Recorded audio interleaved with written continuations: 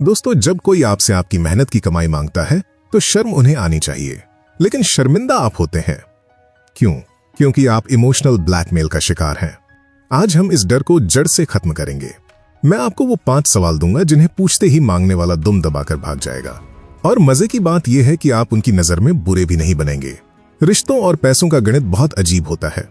अक्सर हम सुनते हैं कि मुसीबत में अपनों के काम आना चाहिए, लेकिन चाणक्य ने इस भावना को एक अलग नजरिए से देखा था। उनका मानना था कि उधार वो दीमक है जो न केवल धन को खाता है बल्कि उस संबंध को भी खोखला कर देता है जिस पर वो टिका होता है। जरा अपने पिछले अनुभवों को याद कीजिए। कितनी बार ऐसा हुआ है कि आपने किसी करीबी को, किसी दोस्त को या किसी रिश्तेदार को पैसा दिया और फिर वो इंसान आपकी जिंदगी से गायब हो गया। या जब आपने अपना ही पैसा वापस मांगा तो आप दुनिया की नजरों में विलन बन गए। समस्या पैसा देने में नहीं है, समस्या उस तरीके में है जिससे आप इस स्थिति को संभालते हैं। ज्यादातर लोग इसलिए लुट जाते हैं क्योंकि वे ना कहने के अपराध बोध से डरते हैं। उन्हें लगता है कि अगर मना किया तो रिश्ता टूट जाएगा, लेकिन कड़वा सच ये है कि पैसा देने के बाद रिश्ता टूटने की संभावना 100% बढ़ जाती है। आज हम चाणक्य की अर्थनीति और आधुनिक मनोविज्ञान का उपयोग करके एक ऐसा सुरक्षा कवच तैयार करेंगे जिससे सांप भी मर जाएगा और लाठी भी नहीं टूटेगी। लेकिन इससे पहले कि हम उन सवालों पर आएं, आपको उस मनोविज्ञान को समझना होगा जो मांगने वाले के दिमाग में चल रहा होता है। और ये जानना आपके लिए बेहद डरावना हो सकता है। जब कोई रिश्तेदार आपसे पैसा मांगता है तो वो आपको एक इंसान की तरह नहीं बल्कि एक संसाधन की तरह देख रहा होता है। उनकी नजरों में आप एक ऐसा बैंक हैं जहां ना कोई कागजी कार्रवाई है, ना कोई ब्याज दर है और ना ही वापसी की कोई निश्चित तारीख। ये उनकी गलती नहीं है, ये मानव स्वभाव है कि वो हमेशा सबसे आसान रास्ता चुनता है। बैंक से लोन लेने में पसीने छूटते हैं, वहां गिरवी रखना पड़ता है, वहां जवाबदेही होती है। लेकिन आपसे मांगना आसान है, बस एक उदास चेहरा बनाना है और पुरानी यादों का वास्ता देना है। और यहीं आप मात खा जाते हैं। आप अपनी भावनाओं के बहाव में बहकर अपनी मेहनत की कमाई, जो आपने अपने बच्चों के भविष्य के लिए, अपने बुढ़ापे के लिए बचाई थी, उसे एक ऐसे हाथ में रख देते हैं जहां से उसकी वापसी की कोई गारंटी नहीं है। चाणक्य कहते थे, जो व्यक्ति अपनी संचित पूंजी की रक्षा कठोरता से नहीं करता, वो अंत में अपने परिवार के लिए बोझ बन जाता है। इसीलिए आज से आपको एक दानी की तरह सोचना बंद करना होगा और एक इन्वेस्टर की तरह सोचना शुरू करना होगा। लेकिन ये बदलाव इतना आसान नहीं है। इसके लिए आपको चाणक्य के उस पहले नियम को अपनाना होगा जो 90% लोग नहीं जानते, और यही कारण है कि वे अपना पैसा गंवा बैठते हैं। ये पहला नियम है तुरंत प्रतिक्रिया का निषेध, यानी तुरंत जवाब मत दो। जब भी कोई आपसे पैसा मांगे, चाहे वो कितनी भी बड़ी इमरजेंसी क्यों ना दिखाए, कभी भी किसी भी हाल में उसी पल हाँ या ना मत कहिए। ये सुनने में आसान लगता है, लेकिन उस वक्त का दबाव बहुत ज्यादा होता है। सामने वाला रो रहा हो सकता है, गिड़गिड़ा सकता है, कसम खा सकता है, लेकिन आपको पत्थर बन जाना है। आपको बस एक ही वाक्य बोलना है, मैं समझ सकता हूं कि आप परेशानी में हैं, लेकिन मेरा पैसा अलग अलग जगह फंसा हुआ है। मुझे अपने अकाउंट्स चेक करने होंगे और अपनी पत्नी या पिता से बात करनी होगी। मैं आपको 24 घंटे के बाद बताता हूं। ये 24 घंटे का नियम आपका सबसे बड़ा हथियार है। ये समय आपको सोचने का मौका देता है, लेकिन उससे भी बड़ी बात यह है कि ये सामने वाले के झूठ को परखने की छलनी है। अगर उनकी जरूरत वाकई जीवन मरण की होगी तो वे 24 घंटे का इंतजार नहीं करेंगे, वे किसी और के पास जाएंगे। लेकिन अगर वे जुआ, सट्टा या किसी फालतू खर्चे के लिए पैसा मांग रहे हैं तो वे इंतजार करेंगे। ये 24 घंटे का अंतराल उन्हें ये संकेत दे देता है कि आप आसान शिकार नहीं हैं। आप पैसा जेब में रखकर नहीं घूम रहे हैं।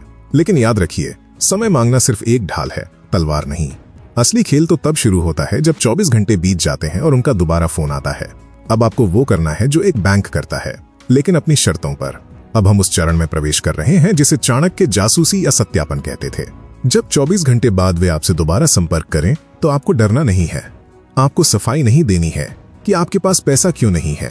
इसके बजाय आपको सवाल पूछने हैं, और ये सवाल ऐसे होने चाहिए जो उनकी नीयत को नंगा कर दें। जब कोई बैंक लोन देता है तो वो ये नहीं पूछता कि आपको कितना दुख है, वो पूछता है कि आप इसे चुकाएंगे कैसे। आपको भी ठीक यही करना है, लेकिन इसे पूछने का तरीका बहुत ही रणनीतिक होना चाहिए ताकि आप रूखे न लगें। आपको उनसे पहला सवाल ये पूछना है, भाई मैं मदद करने की कोशिश कर सकता हूं, लेकिन मुझे ये जानना है कि ये पैसा तुम्हें असल में किस काम के लिए चाहिए। ध्यान दीजिए, मैंने कहा असल में। चाणक्य कहते हैं धन का इस्तेमाल सिर्फ जीवन रक्षा के लिए होना चाहिए, दिखावे के लिए नहीं। जब कोई उधार मांगे तो थोड़ा जासूस बन जाइए। क्या वाकई उसके घर में कोई मेडिकल इमरजेंसी है? क्या किसी की जान पर बनी है? अगर ऐसा है तो मदद करना इंसानियत है। लेकिन कड़वा सच ये है कि 80% लोग इमरजेंसी के नाम पर अपने शौक पूरे करने के लिए पैसा मांगते हैं। अगर वो आपसे पैसा मांग रहा है क्योंकि उसे अपनी बेटी की शादी में 10 तरह की मिठाइयां बनवानी है, उसे डाउन पेमेंट देकर नई गाड़ी निकालनी है, या उसे सट्टे और शेयर बाजार में हुए नुकसान की भरपाई करनी है, तो सावधान हो जाइए। चाणक्य साफ कहते हैं, जो इंसान अपनी चादर से बाहर पैर पसारता है, उसकी मदद करना उसे आत्महत्या के लिए रस्सी देने जैसा है। अगर आप उसके शौक के लिए पैसा दे रहे हैं तो लिख कर ले लीजिए, वो पैसा कभी वापस नहीं आएगा, क्योंकि शौक की भूख कभी खत्म नहीं होती। ऐसे लोगों को ना कहना उनकी मदद करना ही है। अब आते हैं दूसरे और सबसे खतरनाक सवाल पर। यह सवाल एक मनोवैज्ञानिक बम है। ये सवाल पूछते ही आधे धोखेबाज मैदान छोड़ देंगे। आपको उनकी आंखों में देखकर पूछना है, भाई मैं पैसा दे तो दूं, लेकिन मुझे अगले 3 महीनों में ये पैसा वापस चाहिए होगा। तो आपके पास पैसा वापस लौटाने का एग्जैक्ट प्लान क्या है? आपके पास पैसा कहां से आने वाला है? ध्यान दीजिए, आप ये नहीं पूछ रहे कि कब दोगे, आप पूछ रहे हैं कि कहां से दोगे। जो इंसान ईमानदार होगा उसके पास एक ठोस योजना होगी, जैसे कि मेरी एफडी मैच्योर होने वाली है या मेरी सैलरी आने वाली है। लेकिन जो इंसान आपको ठगने आया है वो इस सवाल से घबरा जाएगा। वो गोलमोल बातें करेगा, अरे भाई तुम चिंता मत करो, दे दूंगा ना, या मुझ पर भरोसा नहीं है क्या? जब वो ऐसा कहे तो समझ जाइए कि खतरा है। ये भरोसा शब्द ही वो जाल है जिसमें आपको फंसाया जा रहा है।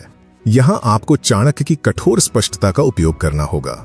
आपको उनकी आंखों में देखकर या फोन पर सधे हुए स्वर में कहना है, भरोसा तो भगवान पर भी है, लेकिन प्रसाद तो लाइन में लगकर ही मिलता है। देखो, हमारे रिश्ते की अहमियत पैसे से ज्यादा है। अगर तुम्हारे पास लौटाने का कोई ठोस जरिया नहीं है और तुम पैसा नहीं लौटा पाए, तो मुझे पैसा खोने का दुख नहीं होगा, मुझे तुम्हें खोने का दुख होगा। और मैं इस रिश्ते को पैसे की वजह से खराब नहीं करना चाहता। देखिए आपने क्या किया। आपने ना नहीं कहा, आपने बस गेंद उनके पाले में डाल दी। आपने ये साबित कर दिया कि आप पैसे के लालची नहीं हैं, आप रिश्ते के रक्षक हैं। यह तर्क उन्हें चुप करा देता है। वे आपसे बहस नहीं कर सकते, क्योंकि आपने रिश्ते को ढाल बना लिया है। चाणक्य का नियम सख्त है। असमर्थ इंसान को दिया गया उधार कुएं में फेंके गए पत्थर जैसा है। अगर उसके पास इनकम सोर्स नहीं है और आप फिर भी पैसा दे रहे हैं, तो उसे उधार मत कहिए, उसे दान कहिए और भूल जाइए कि वो कभी वापस मिलेगा। अगर उसका प्लान हवा हवाई है तो समझ लीजिए कि वो पैसा मांग नहीं रहा, वो आपसे पैसा छीन रहा है। दोस्तों, अब तक हमने 2 सुरक्षा दीवारें खड़ी कर दी हैं, लेकिन कुछ लोग बहुत जिद्दी होते हैं। वो कहेंगे, अरे नहीं नहीं, पक्का दे दूंगा कसम से। ऐसे लोगों के लिए चाणक्य ने एक ऐसा ब्रह्मास्त्र बताया था जो उनकी सारी हेकड़ी निकाल देगा, और वो तरीका इतना अचूक है कि उसे सुनने के बाद आप हैरान रह जाएंगे। यह तीसरा और सबसे कड़वा सवाल है, और ये सवाल आपको उनसे नहीं बल्कि उनके अतीत से पूछना है, यानी उनका पुराना रिकॉर्ड क्या है। चाणक्य कहते थे, स्वभाव कभी नहीं बदलता। नीम के पेड़ को आप दूध और घी से सींच लो, लेकिन वो मीठा नहीं होगा। उसी तरह जो इंसान पहले दूसरों का पैसा दबा चुका है, वो आपका पैसा भी नहीं लौटाएगा। भावनाओं में मत बहिए, थोड़ी जासूसी कीजिए। पता लगाइए कि क्या उसने पहले किसी और से उधार लिया है, क्या उसने बैंक का लोन समय पर चुकाया है, या फिर वो ऐसा इंसान है जो उधार लेकर फोन स्विच ऑफ कर लेता है। अगर आपको पता चले कि उसका रिकॉर्ड खराब है और वो आपसे कहे कि भाई मैं बदल गया हूं, मुझ पर भरोसा करो, तो याद रखना वो झूठ बोल रहा है। चाणक्य नीति कहती है, दुर्जन यानी बुरे इंसान पर भरोसा करना अपने ही पैरों पर कुल्हाड़ी मारने जैसा है। उसका पिछला व्यवहार ही उसका भविष्य है। अगर उसने दूसरों को धोखा दिया है तो अगला नंबर आपका है। अब आते हैं चौथे नियम पर, जिसे हम कहते हैं संपत्ति का बंधन या गारंटी। चाणक्य स्पष्ट कहते थे, बिना प्रमाण और बिना बंधक के दिया गया धन रेत में गिराए गए पानी के समान है, उसका वापस आना असंभव है। अगर सामने वाला व्यक्ति अपनी कस्मों और वादों पर इतना ही पक्का है, अगर उसे 100% यकीन है कि वो पैसा लौटा देगा, तो उसे आपको कोई गारंटी देने में डर क्यों लगना चाहिए? यहां आपको अपनी भावनाओं को किनारे रखकर एक व्यापारी की तरह बात करनी होगी। आपको कहना है, देखो भाई, नियम तो नियम होते हैं, मैं तुम्हें पैसा दे दूंगा, लेकिन मेरे उसूल कहते हैं कि बड़ी रकम के बदले कुछ सुरक्षा होनी चाहिए। तुम मुझे एक पोस्ट डेटेड चेक दे दो या अपनी कोई कीमती चीज मेरे पास रखवा दो। जैसे ही आप ये शर्त रखेंगे, 99% लोग नाराज हो जाएंगे। वे कहेंगे, अरे तुम्हें मुझ पर शक है, हम बचपन के दोस्त हैं, हम रिश्तेदार हैं। यहां आपको पिघलना नहीं है। ये उनका गुस्सा नहीं, उनकी चोरी पकड़े जाने का डर बोल रहा है। जो इंसान चेक साइन करने से डरता है, वो आपके पैसे वापस करने की नीयत नहीं रखता।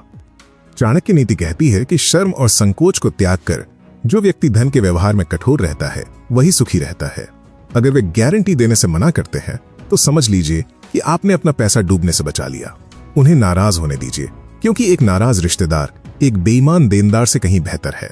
लेकिन दोस्तों, कभी कभी जीवन में ऐसी स्थितियां भी आती हैं जहां आप सीधे तौर पे गारंटी नहीं मांग सकते। मान लीजिए वे आपसे उम्र में बड़े हैं या रिश्ता बहुत नाजुक है।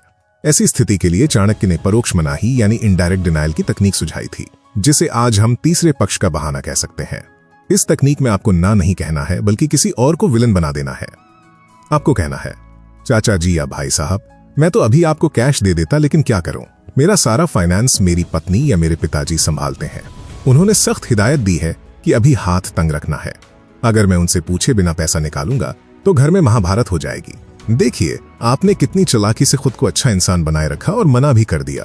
अब अगर वे जिद करेंगे तो वे आपसे नहीं, आपके सीए या पत्नी से लड़ रहे होंगे, जो वहां मौजूद ही नहीं है।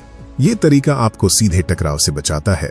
चाणक्य कहते थे कि बुद्धिमान व्यक्ति वही है जो सांप को भी मार दे और अपनी लाठी पर आंच भी ना आने दे। लेकिन मान लीजिए कि सामने वाला बहुत ही चतुर है। वो कहता है, ठीक है, अपनी पत्नी से बात कर लो, मैं इंतजार कर रहा हूं।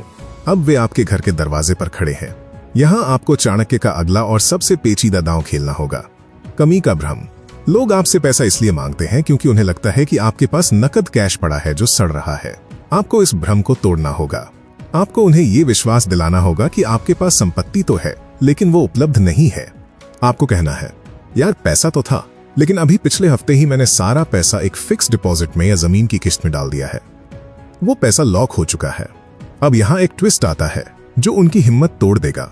आपको कहना है, मैं वो एफडी तोड़वा कर तुम्हें पैसा दे सकता हूं, लेकिन बैंक का नियम है कि समय से पहले तोड़वाने पर 10% की पेनल्टी लगेगी। यानी अगर मैं 1 लाख निकालूंगा तो मुझे 10,000 का नुकसान होगा। अगर तुम ये 10,000 का नुकसान भरने को तैयार हो तो मैं अभी जाकर पैसा निकलवा लेता हूं। ये एक मास्टर स्ट्रोक है। दुनिया में कोई भी उधार मांगने वाला आपके लिए नुकसान भरने को तैयार नहीं होगा। वे तो खुद मुफ्त का पैसा ढूंढ रहे थे। जैसे ही आप उनके सामने घाटे का गणित रखते हैं, उनका उत्साह ठंडा पड़ जाता है। वे सोचेंगे कि 50,000 के लिए 5,000 का नुकसान क्यों भरें। वे खुद ही कहेंगे, अरे नहीं नहीं, रहने दो, तुम्हारा नुकसान नहीं करवाना चाहता। इस तरह आपने अपनी जेब से एक सिक्का निकाले बिना उन्हें चलता कर दिया। लेकिन अंत में एक स्थिति ऐसी भी आती है जहां सामने वाला वाकई मुसीबत में होता है। कोई अस्पताल में है, बच्चों की फीस का मामला है, या कोई वास्तविक संकट है। यहां आपका अंतर्मन आपको कचोट सकता है। क्या ऐसे समय में मदद न करना पाप नहीं होगा? चाणक्य यहां एक बहुत ही सुंदर और सुरक्षित रास्ता दिखाते हैं, दान बनाम उधार। चाणक्य का मानना था कि जो आपसे कमजोर है उसे उधार देकर आप उसे अपना शत्रु बनाते हैं। अगर कोई आपसे 50,000 मांग रहा है और आप जानते हैं कि उसकी आर्थिक हालत ऐसी नहीं है कि वो इसे लौटा सके, तो उसे 50,000 उधार मत दीजिए, क्योंकि अगर आपने उधार दिया तो 3 चीजें होंगी। 1, आपका पैसा जाएगा। 2, जब आप मांगेंगे तो झगड़ा होगा।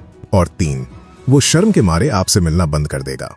यानी आपने पैसा देकर रिश्ता और पैसा दोनों खो दिया। इसके बजाय रणनीतिक उदारता का प्रयोग करें।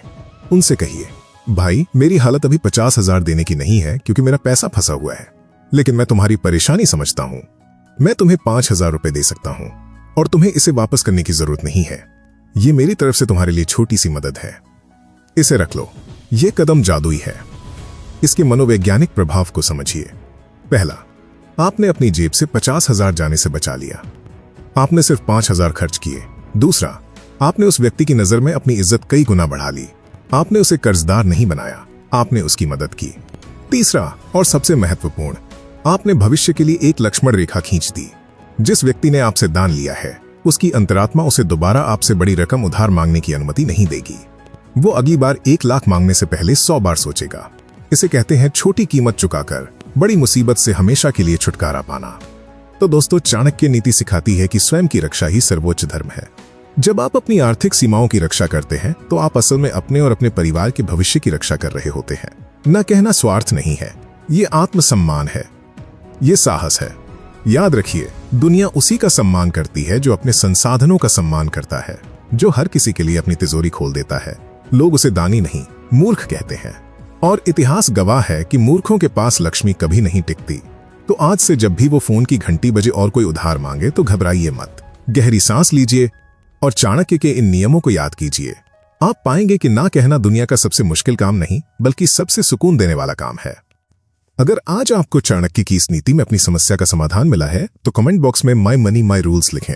ये एक संकल्प होगा कि आज से आप किसी को भी अपनी मेहनत की कमाई का दुरुपयोग नहीं करने देंगे। और हाँ, इस वीडियो को अपने उन दोस्तों और परिवार वालों के साथ जरूर शेयर करें जो अपनी शराफत की वजह से अक्सर ठगे जाते हैं। शायद ये वीडियो उनकी जिंदगी भर की कमाई बचा ले। चैनल को सब्सक्राइब करना ना भूलें। मिलते हैं अगली वीडियो में। जय हिंद।